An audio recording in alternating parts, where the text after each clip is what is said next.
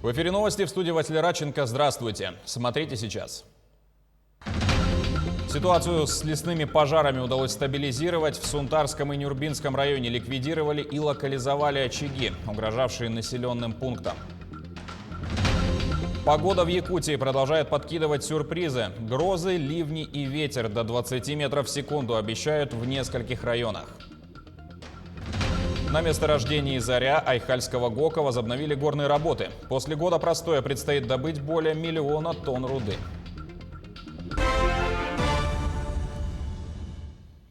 Два лесных пожара локализовали в Сунтарском районе Якутии. Это очаги у сел Тюбяй и Шея. По пожару между границами Кутанинского и Кюкяйского наслегов ситуация находится под контролем, производится окарауливание, говорится в сообщении. Также нормализовалась обстановка в Вилючанском наслеге. Мобилизованные силы окружили термоточку и проводят окарауливание. С учетом его труднодоступности и для недопущения расширения границ пожара между наслегами будет работать самолет Б-200. Также, как стало известно, на тушении пожаров в Нюрбинском районе Якутии задействовали более 400 человек. Привлекли и технику в количестве 70 единиц. Ведется тушение по кромкам пожаров, устройство минерализованных полос. Работа напряженная, но на сегодня ситуацию удалось стабилизировать. Участвуют все, не только пожарные и авиация, но и местные жители. Мобилизация населения началась с самого начала пожара. Большинство местных жителей выезжали на своей технике, чтобы помочь в тушении. Работа не прекращается и сейчас. Районный КЧС тоже направил людей на помощь. Помогают многие организации, наши земляки тоже не остались в стороне, помогают родному Нюрбачану. Нужно отметить скоординированную работу республиканских и муниципальных властей, а также помощь местного населения. Именно такая организованная работа смогла защитить от пожара нашу деревню. Порывы ветра до 23 метров в секунду и ливни ожидаются в 2 районах Якутии завтра, 7 июня. Об этом сообщает Якутская гисметеослужба.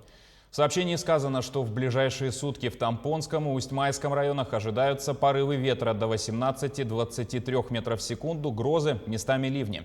В Мирнинском, Ленском, Алекминском, Кобяйском и Жиганском районах, а также в Вилюйской группе и по Верхоянию возможен порывистый ветер до 15-20 метров в секунду.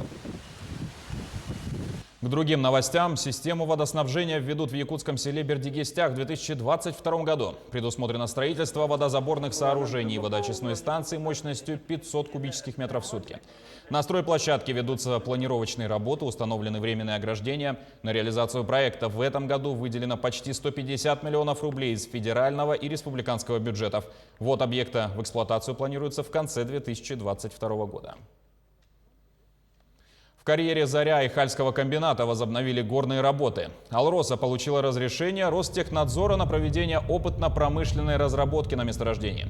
На «Заре» работы остановили 15 мая прошлого года. Причина – экономический кризис, вызванный пандемией коронавируса и падение спроса на алмазы. Теперь до 10 июня из карьера планируется откачать 83 тысячи кубометров накопленной воды, а после приступить к добыче руды. В этом году план более 1 миллиона тонн. В данное время построен и запущен в работу карьерный водоотлив, производится откачка воды, производятся подготовительные горные работы по зачистке полигона и капитальных съездов от осыпей. Сегодня в России отмечают День русского языка. С праздником поздравил глава Якутии. Айсен Николаев написал, что этот день занимает особое место, неразрывно связан с именем Александра Сергеевича Пушкина. Поэт по праву признается основоположником современного литературного языка во всем его великолепии и богатстве. Сегодня русский язык объединяет всех, кто им владеет. Практически каждый житель России, независимо от национальности и вероисповедания, говорит на нем, написал глава региона. Ну а жители Якутска прочитали любимые строки поэта корреспондентам нашего телеканала. Все в ней гармония, все диво, все выше мира и страстей. Она покоится стыдливо в красе торжественной своей. Мой дядя самых честных правил, когда ни в шутку занемог, он уважать себя заставил и лучше выдумать не мог. Но, боже мой, какая скука! Сидеть с больным и день и ночь, не отходя ни шагу прочь. Последняя туча рассеянной бури, одна ты несешь по ясной лазури, одна ты наводишь унылую тень, как там было, одна ты печалишь лягущую сирень. И старик с лицом суровым просветлел опять. По нутру ему здоровым воздухом дышать. Снова веет воли дикой на него простор. И смолой и земляникой пахнет темный бор. В честь праздника в Якутии проходит и всероссийская акция «Декламируй». Национальная библиотека и студия речи «Логостарт» проводят выразительные чтения произведений Пушкина. Все желающие могут взять любой отрывок не только Александра Сергеевича, но и другого автора, или даже представить собственное сочинение. В прошлом году акция прошла впервые, ее общий охват онлайн и офлайн составил более 68 тысяч человек из 48 субъектов страны. А сотрудники Русского драмтеатра организовали флешмоб «Читаем Пушкина». Чтобы принять участие, необходимо в Инстаграм выложить ролик. Он заливается на вашу страницу в социальной сети. Также нужно отметить в публикации аккаунт театра. Проект концепции развития детского туризма разработали в Якутске. Так, Дворец детского творчества имени Авдеевой организовал курсы повышения квалификации для педагогов. Теоретическая часть прошла в апреле. С 28 мая по 2 июня состоялся учебный поход для курсантов. 25 будущих организаторов детского туризма прошли 100 километров пешим ходом. Это дает право в будущем проводить походы первой и третьей категории с учащимися, организовывать и проводить туристические слеты. Экологическая акция по сбору отработанных аккумуляторов «Села Батарейка» прошла в Нерюнгри. Активное участие приняли воспитанники детских садов, первоклассники и волонтеры района. Как прошло мероприятие в детском саду «Незабудка», узнаем у Тамары Игнатьевой.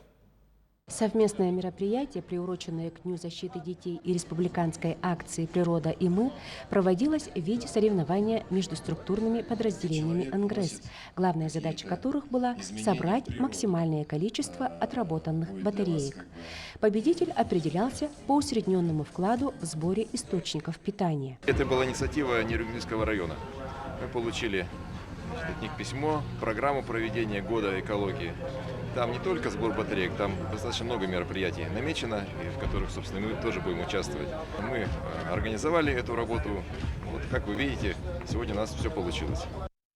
Энергетики подошли очень ответственно и за 2 недели акции собрали в общей сложности более 200 килограммов бытовых и аккумуляторных батареек. Сегодня на Нерюнгринской ГРЭС собрали 79 килограмм, это бытовые батареи, аккумуляторы различные, и 120 килограмм 800 грамм, а аккумуляторный цех проявил инициативу, предоставили еще аккумуляторы от бесперебойников.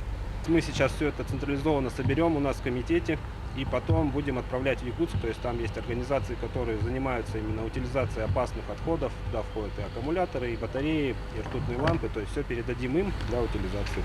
Первое место по сбору батареек занял коллектив цеха информационных технологий и связей. На 2-м месте – лаборатория металлов и сварки. И на 3-м – электрический цех. По итогам акции всем участникам вручены благодарственные письма от Нерюнгринского комитета государственного экологического надзора за вклад в охрану окружающей среды. Представляете, какая вода отравленная получается? К акции «Села батарейка» присоединились также воспитанники детского сада «Незабудка». Для детей подготовили интересную и веселую программу, где они узнали, что одна батарейка заражает до 20 квадратных метров почвы, до 400 литров воды, отравляет 2 дерева, 1 ежика, 2 кротов и несколько тысяч дождевых червей. Нельзя выбрасывать, потому что погибнет земля и миллион животных и все деревни. Лучше их сдавать в заводы, где их перерабатывают в новые вещи. Затем были организованы соревнования между группами по максимальному количеству сбора источников питания. Отработанные батарейки у родителей принимали воспитатели групп. Всем участникам, юным экологам от имени Нерюнгринского комитета государственного экологического надзора были торжественно вручены благодарственные письма за вклад в охрану окружающей среды. А победителей и призеров наградили дипломами акции и призами от Нерюнгринской ГРЭС. Дети – это наше будущее. И то, что сейчас воспитатели закладывают, и мы, как родители, закладываем в них, это потом со временем вырастет в большой красивый цветок. Да? То есть то, что мы сейчас в них вложим, то в них и потом будет. И сейчас вот эти акции, которые проходят у нас, приносят пользу и будут приносить пользу в будущем. Стоит отметить, что такие акции являются примером экологического поведения и для родителей, которые становятся активными помощниками в их проведении. Ведь любовь к природе и заботливое отношение к ней закладывается у детей только тогда, когда они видят примеры отношения к окружающей среде со стороны взрослых, воспитателей и родителей. Тамара Игнатьева, Вадим Барашков, Нерюнгри. Сегодня на стадионе Туймада в столице проходит второй день регионального чемпионата по якутским прыжкам. Ловкостью меряются мужчины, женщины и мужчины-ветераны. Это почти 50 лучших спортсменов из 13 районов региона, а также представители вузов и Республиканского студенческого союза. В этом году чемпионат для прыгунов станет завершающим перед главным стартом четырехлетия Игорь Манчары. Лидеры среди мужчин Адамов Кай, Дмитриев Яков, Сокольников Нюргун,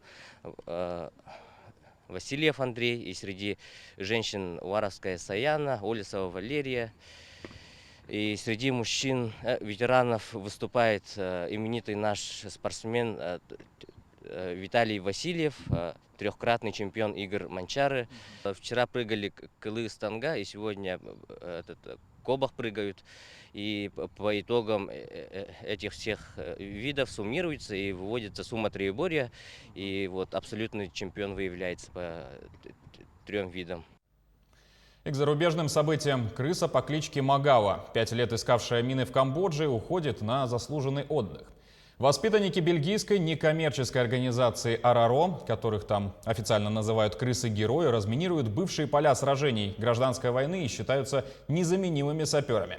Татьяна Гамузова с подробностями. Крысу-сапера отправят на заслуженную пенсию после 5 лет службы в Камбодже. Самец по имени Магава за время работы обнаружил более 70 мин и десятки неразорвавшихся боеприпасов. Но ему уже почти 8 лет, весьма почтенный возраст для этого вида, и ему стало трудно постоянно работать. Подготовку Магава прошел в бельгийской некоммерческой организации «Апопо», базирующейся в Танзании. Ее сотрудники натаскивают африканских хомяковых крыс на обнаружение противопехотных мин, а еще на определение туберкулеза. После гражданской войны 1970-80-х годов в земле Камбоджи остались миллионы мин, на которые люди продолжают натыкаться. Подготовленные зверьки вынюхивают заряды по химическому запаху и зовут людей. Благодаря маленькому весу они могут без опаски наступать на детонатор. В прошлом году Магаву наградили золотой медалью за храбрость, спасающую жизни и приверженность долгу. В профиле на сайте Апопо сказано, что его любимая еда – это бананы и арахис. На этом пока все. Спасибо за внимание и до встречи в эфире.